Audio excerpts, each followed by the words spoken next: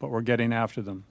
In partnership with the Navy, we are working to improve the availability of our amphibious warfare ships towards a goal of achieving a 3.0 ARGMU presence. We're also working to field organic littoral connectors.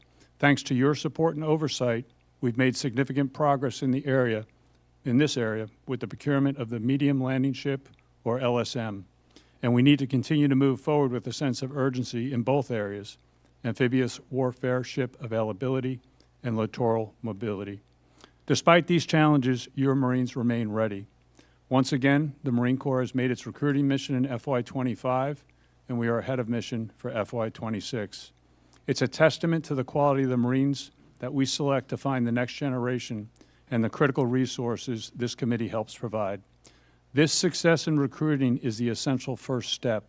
Our institutional commitment to standards-based training and achieving brilliance in the basics is what forges our warfighting edge, and this relentless focus on fundamental excellence is precisely what enables us to remain the world's premier fighting force. We also recognize that taking care of our Marines and their families is a warfighting necessity that directly impacts readiness and retention.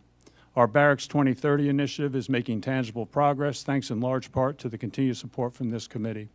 In the last fiscal year, we completed 4 new barracks, began construction on 8 others, awarded renovations for an additional 27, and outfitted 159 barracks with new furnishings. We're also tackling childcare challenges head-on. We have implemented key recruiting and retention incentives for our direct care employees. These incentives include a 100% childcare discount, increased salaries, and a priority placement transfer program that allows military spouses to seamlessly move between installation child development centers when their service member executes permanent change of station orders.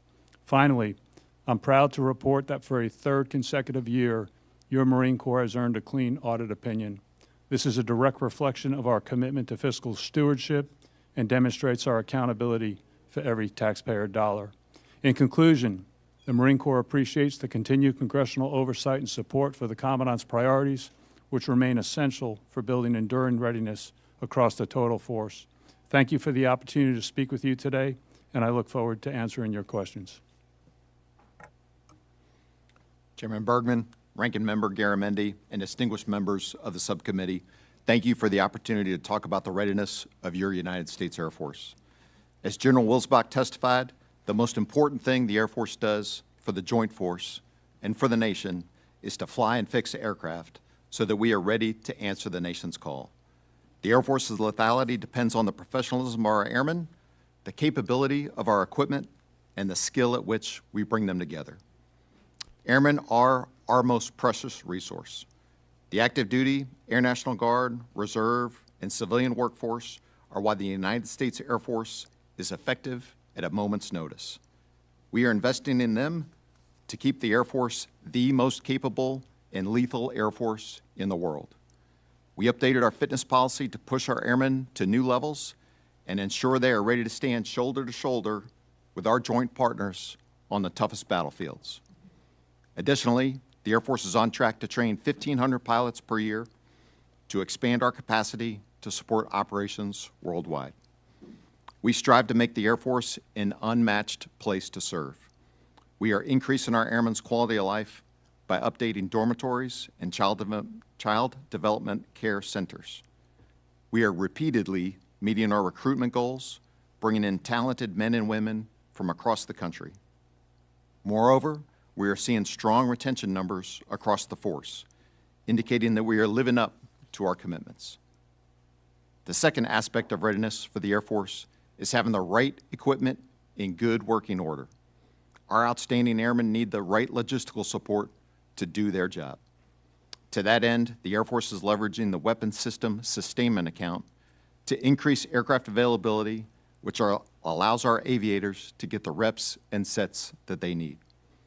While we are working to be more ready today than yesterday, we are modernizing to be even better tomorrow. We are recapitalizing our ground-based strategic deterrent, fighter, bomber, and tanker aircraft, as well as the command and control architectures that coordinate the fight. We appreciate the acquisition reforms supported by this subcommittee that are allowing us to develop capabilities faster. The B-21, F-47, and collaborative combat aircraft will present our adversaries with dilemmas they cannot solve. The lethality of your Air Force is the highest when we exercise our well-trained airmen with capable equipment. The Air Force takes this aspect of our job very seriously. At the tactical level, our airmen are practicing agile combat employment and practicing to fight in exercises like Bamboo Eagle. Last summer, the Department of the Air Force employed more than 400 aircraft and 15,000 personnel across 50 locations in the Pacific to improve our ability to fight. As demonstrated over the past several months, our airmen are ready to respond to the nation's needs. Operations Midnight Hammer, Absolute Resolve, and Epic Fury demonstrate that in coordination with our joint partners, your Air Force is the most capable and lethal Air Force on the planet. We will focus on taking care of airmen, sustaining the fleet, and developing capabilities for the future. Your Air Force will fix and fly aircraft to deter potential adversaries and win our nation's wars. I look forward to answering your questions and partnering with you to improve your Air Force. Chairman Bergman, Ranking Member Garamendi, distinguished members of the subcommittee, thank you for the opportunity to talk to you today about the United States Space Force. Recent events around the world clearly demonstrate the importance of the Space Force as part of the joint force. With Guardians both in garrison and deployed in harm's way, our need to generate readiness remains critical. The chairman recently noted our Guardians prepare for the fight before a single shot is fired or a plane takes off. That is how readiness is built, in the barracks, on the training fields, and on the bases at home and across the globe. In the past year, we've closed on many items to meet these readiness goals. We put on orbit 2 Global Positioning System spacecraft to enhance our navigation and timing, 2 Geosynchronous Space Situational Awareness Program spacecraft to increase our domain awareness, and 42 Data Transport Layer spacecraft to build the backbone of our missile warning capability. Along with our commercial partners, we've executed over 170 launches in the last year.